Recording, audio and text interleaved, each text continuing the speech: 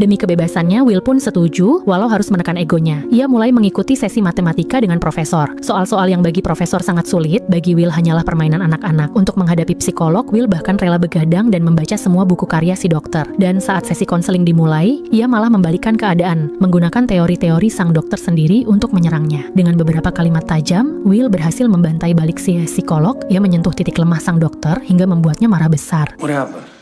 Well, I'm going on national television next week. I haven't even got time to tell you, much less talk to that raving loony in there. An absolute lunatic he is.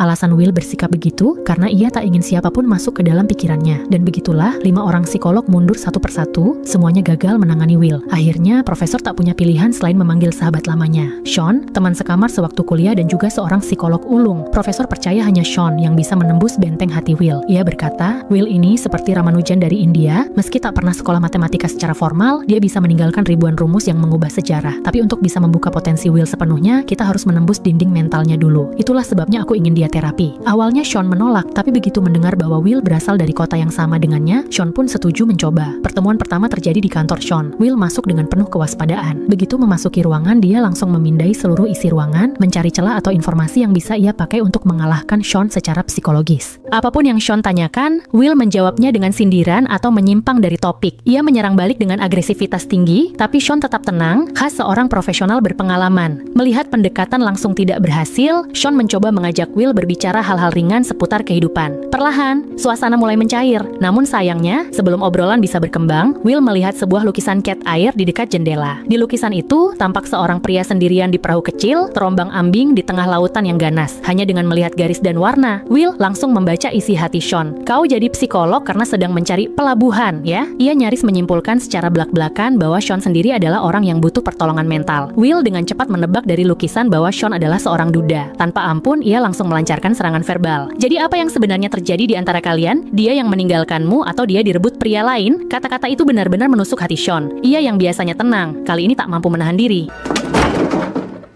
If you ever disrespect my wife again, I will end you. I will fucking end you. Lanjut, part 4.